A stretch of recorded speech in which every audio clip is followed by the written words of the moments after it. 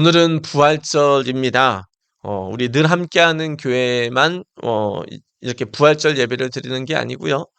아마도 대부분의 우리 한국 교회와 그리고 전 세계 교회에서 이제 부활하신 예수님을 우리가 기념하며 또 그분을 찬양하며 드리는 그런 예배의 날입니다.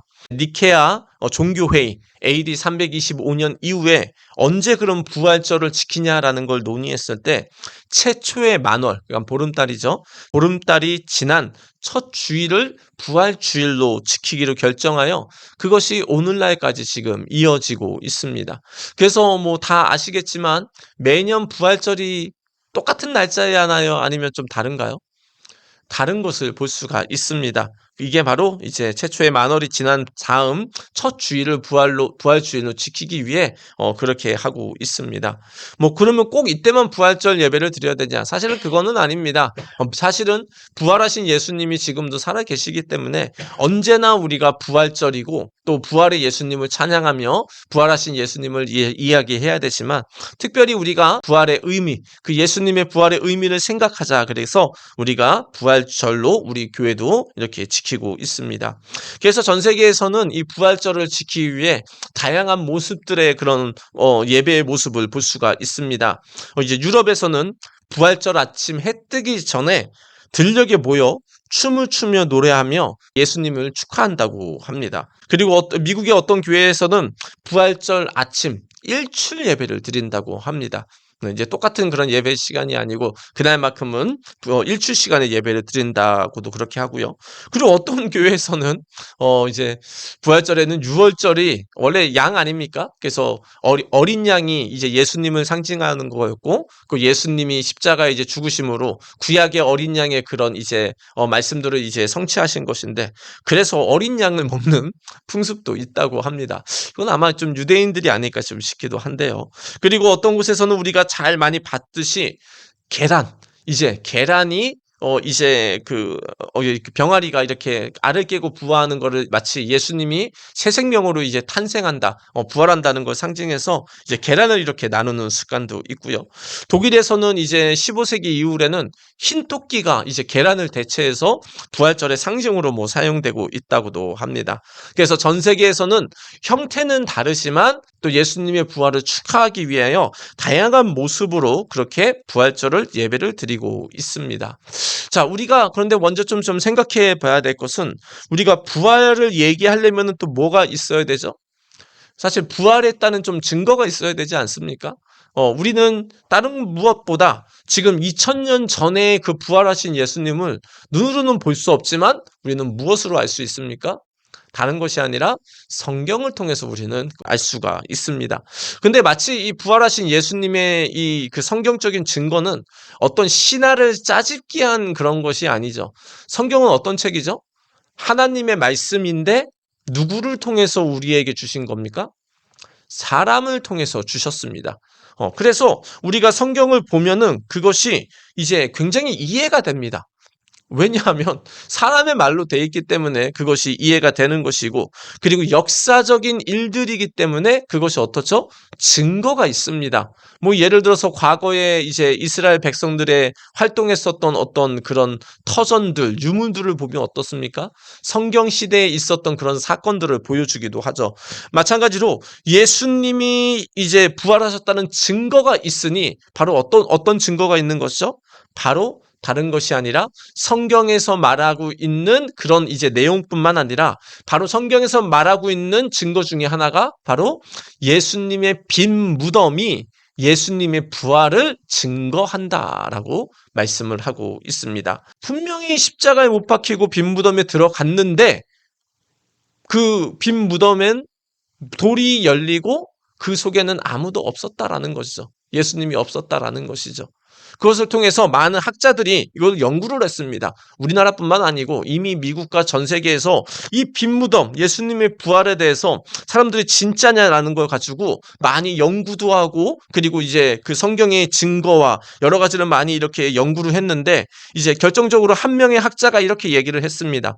모든 시대에 가장 뛰어난 법학자 중 한 명이라고 인정받는 노먼 앤더슨이라는 분이 있는데요.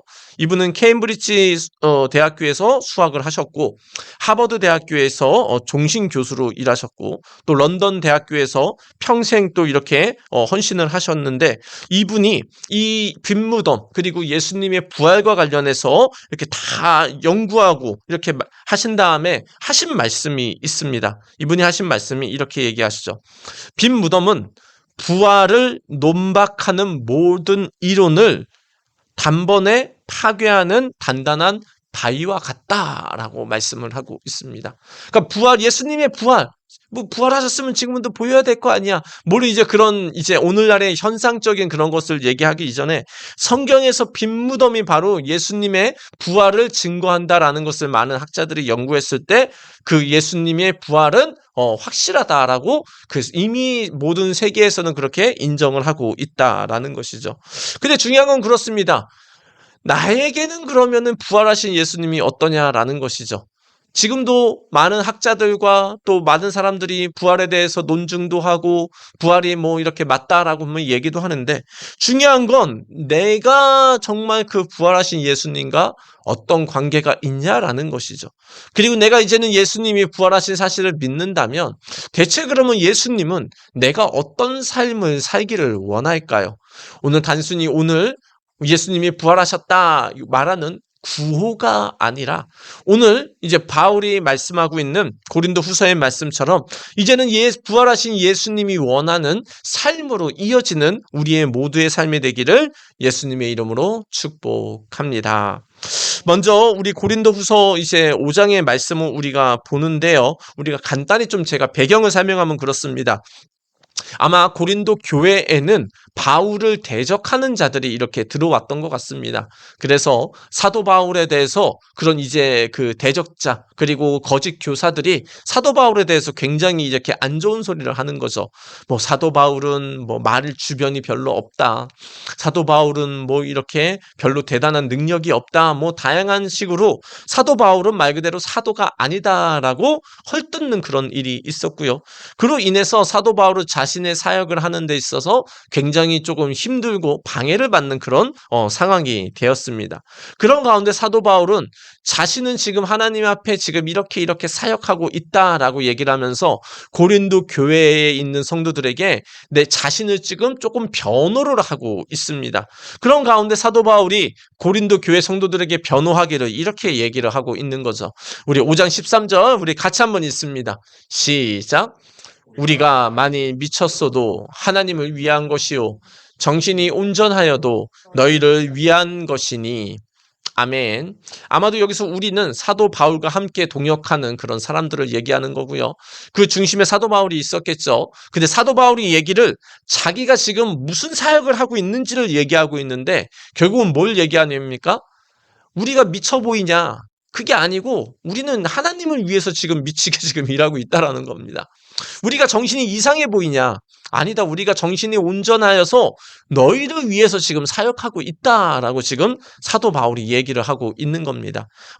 요약하면 그렇습니다. 사도 바울의 사역은 자기가 뭐라고 지금 변호를 하고 있는 거죠? 내 사역은 하나님을 위해서 하고 있고 너희들을 지금 위해서 하고 있는 사역이다라고 변호를 하면서 너희들이 그걸 인정하고 있지 않냐라고 지금 반박을 하고 있는 거죠. 근데 반면에 거짓 교사 그리고 이단들은 항상 특징이 뭐죠? 누구를 위해서 일합니까? 자기를 위해서 일하죠. 자기의 이익을 위해서 그렇게 뭔가를 취하는 그런 사역을 하는 게 이단들의 특징인데 사도 바울의 지금 사역의 특징은 뭐죠? 하나님을 위해서 그리고 다른 사람을 위해서 하는 것이 그 사도 바울의 특징이다라고 지금 본인이 변호를 하고 있습니다. 실제로 사도 바울은 이제 고린도 교회뿐만 아니라 다른 교회에서도 예수님의 사랑을 전하고 예수님이 구원자 되심을 증거하는데 어떤 일들을 당했습니까? 굉장히 많은 힘든 일이 있었죠. 고린도후서 11장에는 이렇게 말씀하는데요. 우리 같이 한번 읽습니다. 시작.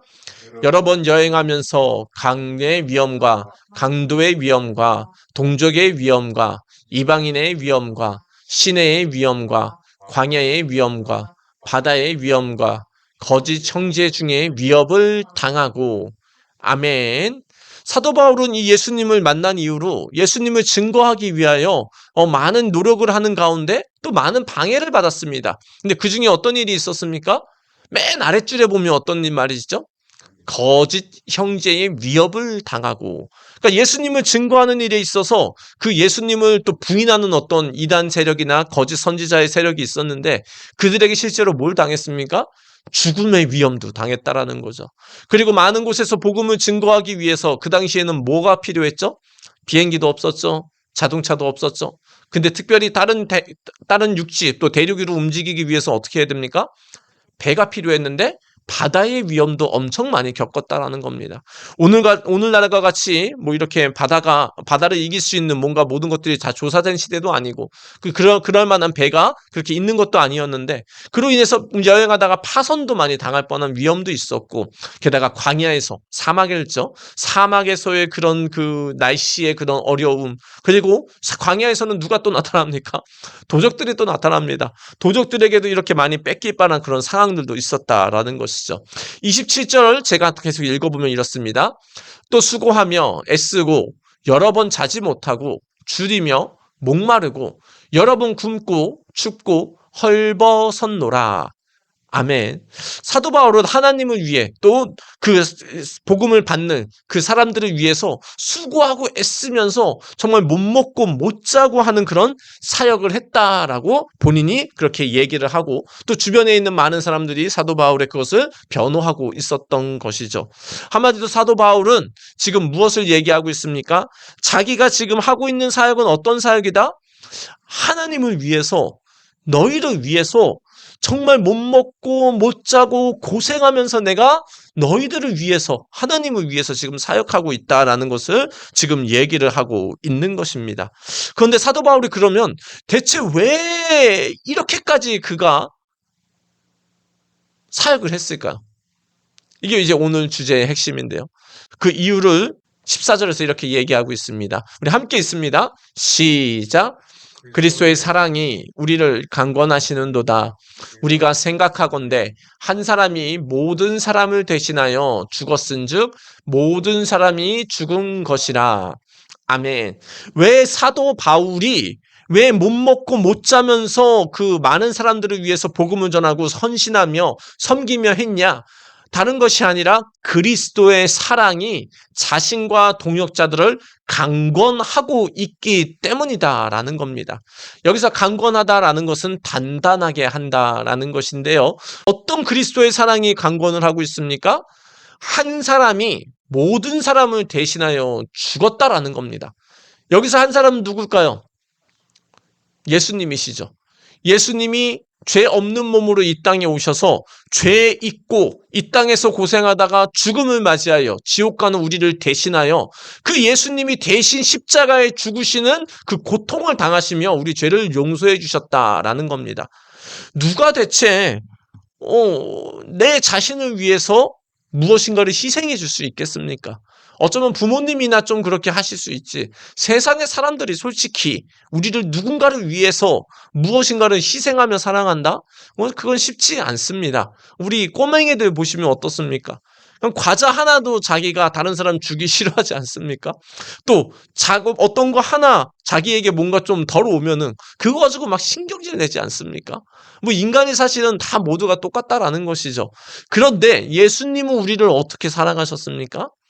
예수님은 우리가 죽어야 될 것을 예수님이 대신 죽으셨다라는 것이죠. 근데 뭘 드린 겁니까? 생명을 드렸습니다. 생명을. 예수님은 하나님이시잖아요. 맞습니다. 예수님은 하나님이신데 우리를 구원하기 위해서 또한 어떤 몸으로 오셨습니까?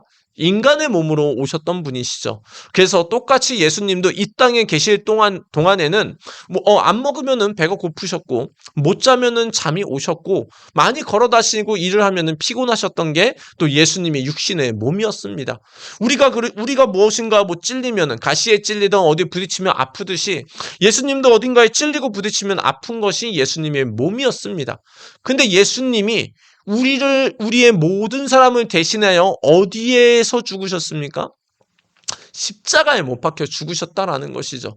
십자가에 못 박히기 전에 이미 채찍에 맞으셨고 모욕을 당하셨고 침뱉음을 당하셨고 무거운 십자가를 지셨고 결국은 마지막에 십자가 위에서 피 흘리시며 못 박히신 채로 죽으셨는데 왜 그렇게 죽으셨다고 우리는 계속 살펴보고 있죠?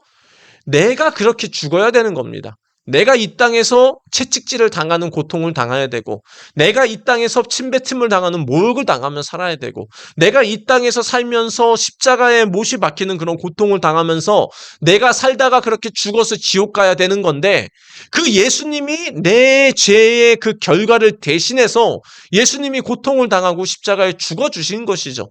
그게 바로 예수님의 사랑, 바로 생명과 모든 고통을 대신 당해주시는 사랑이 바로 예수님의 사랑이었습니다.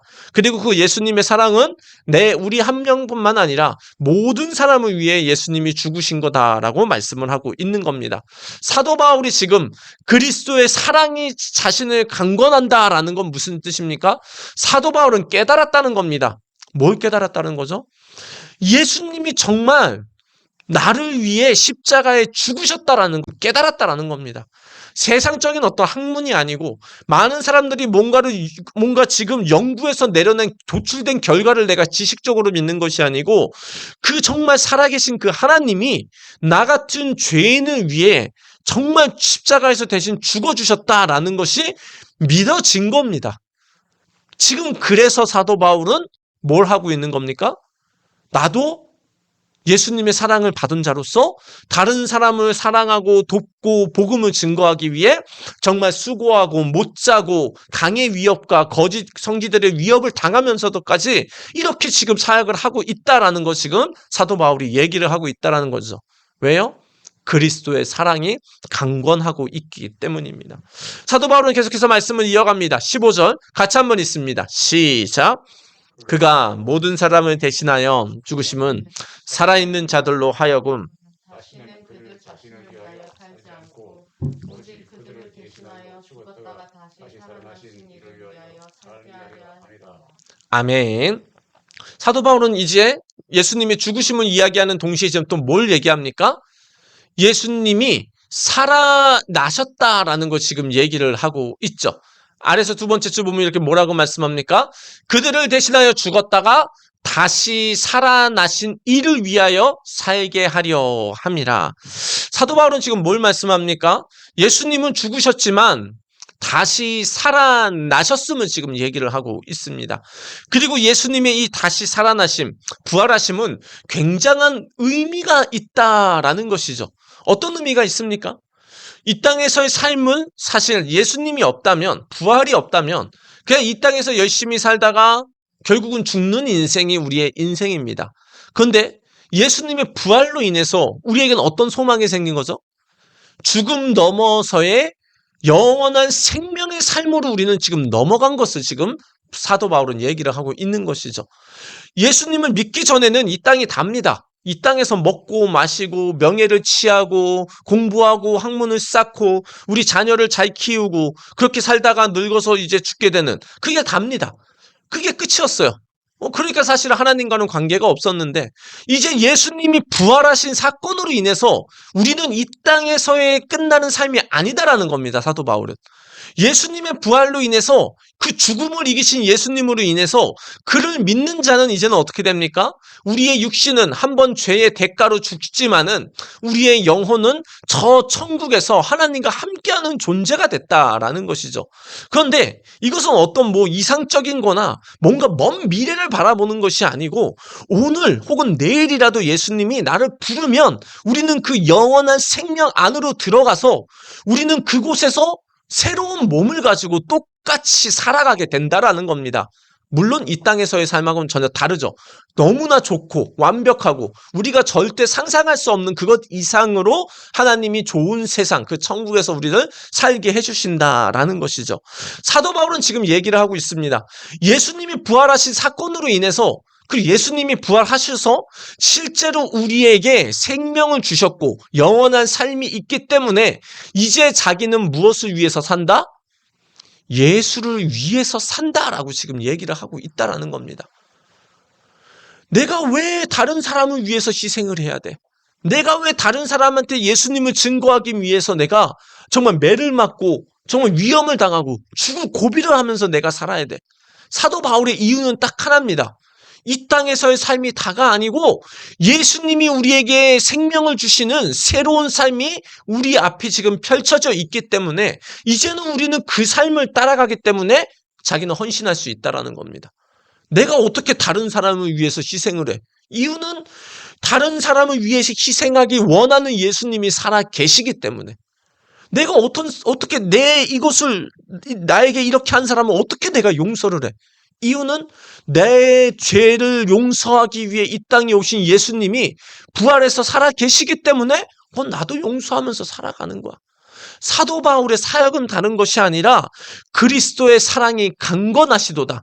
이 그리스도의 사랑은 나를 위해 예수님이 십자가에 죽어주셨고 또 예수님이 3일 만에 살아나심으로 진정한 그 부활의 생명이 있기 때문에 영원한 생명이 있기 때문에 나도 이제는 예수님을 위해서 다른 사람을 위해서 나도 살아가겠다 하는 것이 바로 사도 바울의 그의 사역이었다라는 것입니다. 사도 바울의 지금 사역을 다시 한번 요점을 정리하면 그렇습니다. 어떻게 사도 바울이 다른 사람에게 복음을 전하고 사랑을 또 베풀고 그러기 위해서 이렇게 죽을 고생을 하며 살았습니까?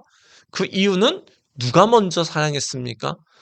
예수님이 사도 바울 자신을 십자가에서 죽기까지 하나님이 사랑하셨고 그리고 죽음을 이기셔서 예수님이 부활하심으로 부활하신 주님이 여전히 지금도 살아계시고 지금도 함께 계시고 저 천국까지 인도하셔서 또 그 천국에서도 영원히 함께 하실 것이기 때문에 사도 바울은 자신의 생명을 다해서 하나님을 위해 또 다른 사람을 위해 사랑하며 살아갈 수 있었다라는 것입니다. 그래서 사도 바울은 그의 사역을 이렇게 얘기를 하고 있습니다. 우리 18절 말씀 같이 한번 읽습니다. 시작. 모든 것이 하나님께로 났으며 그가 그리스도로 말미암아 우리를 자기와 화목하게 하시고 또 우리에게 화목하게 하는 직분을 주셨으니 아멘. 그래서 사도 바울은 이제부터 어떤 직분을 가지고 살아갑니까? 화목하게 하는 직분을 가지고 살아가게 하죠. 어떤 화목하게 하는 직분이요? 인간이 아담이 하나님을 떠난 이후로 그의 모든 후손은 하나님과 원수가 된 상태였는데 하나님이 그 원수된 자들을 멸망으로 끝낼 수도 있지만 하나님이 어떻게 하셨습니까? 아들과 딸 같은 우리를 다시 한번 품어주시고 우리를 구원하기로 하나님께서 한 발 내딛으셔서 작정하셨죠. 그래서 그 구원에 작정하시고 한 발 내딛으신 게 바로 예수님을, 그의 아들인 예수님을 이 땅에 보내주셔서 십자가에 죽고 우리의 죄를 용서해 주신 것 아닙니까? 그래서 지금 사도 바울의 사역은 이제부터 정말 주님이 나를 위해 십자가에 죽고 부활하셨기 때문에 그의 인생은 하나님을 사랑하고 다른 사람을 사랑하는 동시에 이제는 어떻게 하면 다른 사람들이 하나님과 화목하게 되느냐? 간단히 말하면 다른 사람이 어떻게 하면 하나님이 베풀어 주신 이 예수님의 사랑을 알게 하느냐, 그것을 위해서 생명을 바쳐 산 것이 바로 사도 바울의 남은 일생이었다라는 것입니다. 그렇다면 이제 우리도 예수님이 나를 위해 십자가에 죽으시고 부활하신 사실을 정말 믿는다면 우리의 인생도 그럼 이제는 어떻게 돼야 될 걸까요? 우리의 인생도 마찬가지로 이제는 나를 위해 십자가에 죽으시고 부활하신 예수님이 내게 원하시는 하나님과 다른 사람들이 화목하게 되는, 쉽게 얘기해서 하나님을 모르는 자들이 죽어서 고통당하다가 지옥 가는 그 인생들을 다시 하나님을 믿고 구원받게 하는 역사를 위해 살아가야 된다라는 것입니다. 그 이유는 우리는 이 땅에서의 삶이 아니고 저 천국에서 나를 위해 십자가에 죽으시고 부활하신 예수님을 만나서 그분이 원하시는 그런 인생을 영원까지 살기 때문에 우리는 이 땅에서도 부활하신 예수님이 원하는 삶을 살아야 된다라는 것입니다.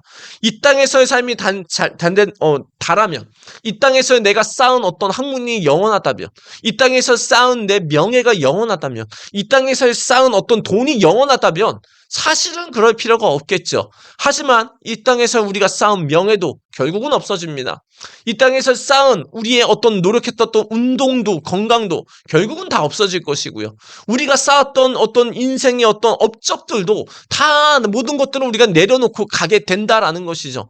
그렇다면 우리는 이제 예수를 믿고 이 땅에서의 인생의 끝이 아니라 영원한 천국, 부활하신 예수님이 계시는, 생명을 주시는 그 예수님이 계시는 저 천국에 가고 또 이 땅에서 우리가 부활하신 예수님과 함께하는 인생이라면 우리는 이제는 어떤 삶을 살아야 됩니까? 이 땅에서 끝나는 인생의 목적이 아니고 부활하신 예수님이 원하시는 하나님과 다른 사람들이 화목하여 구원받는 일에 우리도 전심전력하며 살아야 된다라는 것입니다. 우리는 하나님께 엄청난 선물을 받았습니다. 그 선물은 바로 구원이라는 선물입니다. 그렇다면 우리가 선물을 받았으면 우리 선물을 받은 자는 어떻게 해야 됩니까? 우리도 그 하나님께 보답해야 되지 않겠습니까? 예를 들어서 내가 크리스마스에 내가 선물을 받았다고 칩시다. 어떤 사람이 나에게 갑자기 놀라운 그런 선물을 주었는데 그럼 우리의 마음은 보통 어떻습니까? 고마워. 그리고 그냥 먹튀 합니까? 나는 안 주고? 그렇지 않죠. 보통 사람이 어떻게 합니까? 저 사람이 나한테 어떤 이제 옷을 선물해 줬다면, 이 옷이 대충 뭐 이제 한 5만 원, 뭐 10만 원 정도 한다면, 보통 사람은 어떻게 생각합니까? 나도 그것에 비슷한 것을 내가 그 사람에게 줘야 되겠다. 라고 생각하지 않습니까? 근데 만약에 어떤 사람이 나에게 새 것을 선물했는데, 나는 헌 것을 주는 사람이 있을까요? 정말 형편이 어려우면 그것도 줄 수 있겠지만 그런 사람은 대부분 없을 겁니다. 내 생일이 왔습니다. 내 생일에 어떤 사람이 예상치 않은 선물을 딱 줬습니다. 그러면은 다음번에 그 사람 생일이 왔을 때 우리도 뭘 하기 원합니까? 그에 합당한 선물을 그 사람에게 주기를 우리가 원하지 않습니까? 형편만 되면요.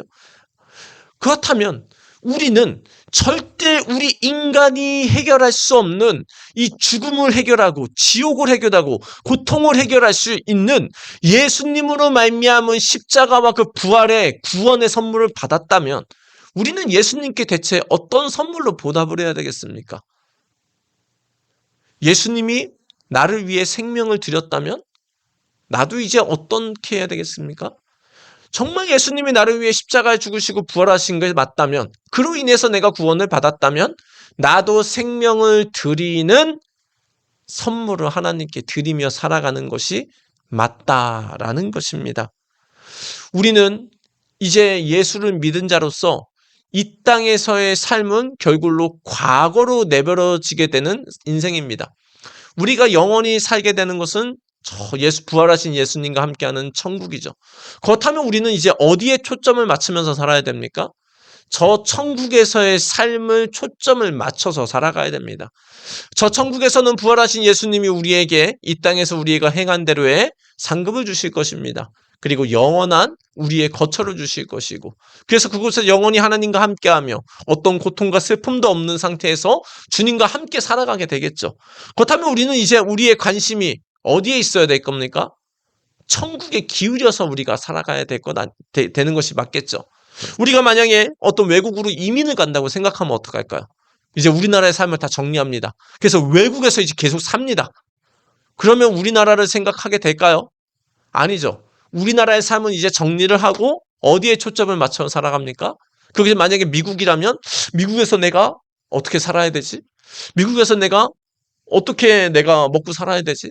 미국에서 내가 어떤 직장을 가져야 되지? 미국에서 어디에 살아야 되지? 미국에서 내가 우리 자녀들을 어떻게 키워야 되지? 미국에 초점을 맞춰서 그곳에 살 거니까 거기에 맞춰서 살지 않겠습니까? 그것이 뭐 베트남이든 뭐 일본이든 다른 나라든 상관이 없습니다. 내가 이민을 가게 된다면, 내가 더 이상 여기서 살지 않는다면 어디에 초점을 맞추며 살게 되죠? 내가 다시 영원히 살게 되는 그것에 초점을 맞춰서 살게 된다라는 겁니다. 그래서 이 땅에서 이제 내가 살았던 그런 어떤 곳에서의 삶은 정리를 하게 돼 있는 거죠. 맞습니다. 우리의 삶도 마찬가지입니다. 내가 예수를 믿었고 또한 우리의 인생은 결국은 이 땅을 다 내려놓고 가야 됩니다. 부활하신 예수님이 계신 천국으로. 그렇다면 우리의 인생의 초점과 생각과 마음과 모든 것이 이제 어디에 초점을 맞춰야 됩니까? 부활하신 예수님이 준비하신 천국에 초점을 맞추면서 우리가 살아가야 된다라는 것이죠. 그곳에서의 삶은 전혀 이곳하고 다르지는 않습니다. 더 좋아집니다. 더 완벽해집니다. 고통이나 슬픔이 없는 곳이지만 이곳에서의 삶하고도 완전히 동떨어진 삶은 아닐 것입니다. 그것이 이제 요한계시록 21장, 22장에서 말하고 있는 어떤 천국의 모습의 단편적인 또 모습이 그렇게 보이는 것이죠. 무슨 갑자기 막 우리가 막 인간관계 안 할까요? 아니요. 천국 가서도 우리 인간관계 합니다. 당연히 이 땅에서도 우리가 예배 드리듯이 천국 가면 예배 안 드릴까요? 아니요. 천국 가서도 예배 드려요. 이 땅에서의 삶보다 더 완벽하고 좋은 것이 천국에 있는 것이지 이 땅에서의 삶과 전혀 무관한 삶이 아니다라는 것이죠. 그럼 우리가 이 땅에서도 무언가 잘 되기 위해서 우리가 누군가에게 보답하기 위해서 이 땅에서 뭔가 우리가 열심으로 살아가고 있었다면은 이제 천국에서의 삶을 살기 위해서라면 우리가 무엇을 준비해야 되겠습니까? 부활하신 예수님이 우리를 위해 십자가에 죽으시고 부활하신 그 예수님이 우리에게 무엇을 원할까요? 바로 이제는 부활하신 예수님과 함께하는 저 천국의 삶을 준비하며 다른 사람들이 천국에 올 수 있도록 화목하게 하는 직분을 행하며 우리가 살아가기를 원한다라는 겁니다. 우리 모든 성도님들 정말 예수님을 내가 믿고 정말 예수님이 나를 위해 십자가에 죽으시고 부활하신 사실을 믿는다면 이제는 우리가 어디에 초점을 맞추며 살아가야 됩니까? 주님이 우리에게 관심 갖는 건 다른 것이 아닙니다. 주님이 나를 위해 십자가에 죽으신 것처럼 다른 사람을 위해서도 십자가에 죽으셨습니다. 예수님의 부활이 나에게 새 소망과 새 생명을 줬다면 다른 사람들도 지금 그 사람들 예수를 믿으면 새 소망과 새 그 소망을 가지고 살아가게 된다라는 거죠. 주님이 원하는 것이 내가 정말 예수를 믿고 구원받았다면 지금도 여전히 예수를 믿지 않는 사람들이 예수를 믿고 바르게 신앙생활 하기를 원한다라는 거죠. 그리고 그 일을 누가 하기를 원합니까? 부활하신 예수님을 만난 자들이 그 일을 하며 우리가 살아가기를 원한다라는 겁니다. 우리 성도님들은 지금 어떤 삶을 살고 계십니까? 예수님이 십자가에 대신 죽으시고 나를 위해 죽으시고 부활하신 그 사건, 그것을 내가 정말 믿고 내가 정말 확신한다면 나는 지금 어디에 지금 초점을 맞추며 지금 살아가야 되겠습니까? 이 땅에서의 먹고 마시는 거는 필요 없다는 게 아니고 그것이 우리의 주목적은 아닙니다. 우리의 자녀가 잘 되는 것도 사실은 주목적이 아닙니다. 우리의 자녀가 어떤 대단한 학위를 걷는 것도 주목적이 아닙니다. 우리의 주목적은 뭐냐? 예수님이 나를 위해 십자가에 죽으시고 부활해서 소망이 되신 것처럼 다른 사람에게도 정말 예수님의 죽으심과 부활하심이 소망이 되도록 그들을 사랑하고 돕는 것이 바로 부활하신 예수님이 우리에게 원하신 초점이다라는 것이죠. 이것을 위해서 공부도 하는 거고, 이것을 위해서 우리가 학위도 필요한 거고, 이것을 위해서 우리가 건강도 필요한 거고, 이것을 위해서 우리의 직업도 필요한 거다라는 것입니다. 부활하신 예수님이 우리 성도님에게 원하는 건 어떤 삶인 것 같습니까? 이제는 다른 사람들도 이 부활하신 예수님을 알고 만나도록 그들을 예수님의 사랑으로 사랑해 주시기를 바랍니다. 예수님의 사랑이 나에게 먼저 온 것처럼 이제는 내가 받은 그 예수님의 사랑을 예수님을 모르는 그 사람들에게 베풀므로 그 예수님을 모르는 자들도 부활하신 예수님을 만나도록 도와주는 사랑의 화목의 직분을 행하시기를 예수님의 이름으로 축복합니다. 그럼 예수님을 믿지 않는 사람들이 부활하신 예수님을 믿으려면 어떻게 하면 될까요? 할 수 있으면 우리는 그분들에게 어떤 선물을 할 수 있으면 좋습니다. 생일 선물을 챙겨준다든지 어떤 이제 뭐 입학을 한다거나 졸업을 한다거나 그럴 때마다 우리가 챙겨줄 수 있겠죠. 그것도 아주 좋은 방법입니다. 그것도 무엇을 할 수 있을까요? 그 사람에게 어떤 힘들고 어려운 문제가 있으면 들어주는 것. 그 사람들이 힘들고 어렵고 해결하지 못하는 문제가 있다면 함께 해결해 주려고 하는 그런 노력. 그것도 부활하신 예수님을 그들이 만나기 위해서 내가 예수님의 사랑을 베푸는 거다라는 거죠. 오늘날에 얼마나 좋습니까? 카톡으로도 선물도 줄 수도 있고 카톡으로도 우리가 안부를 물을 수 있고 언제든지 우리가 전화도 할 수 있고 우리가 예수님의 사랑의 마음으로 그들이 정말 부활하신 예수님을 만나기를 원하는 마음으로 예수님의 사랑을 베푸는 것, 이것이 부활하신 예수님이 원하는 삶이다라는 것입니다.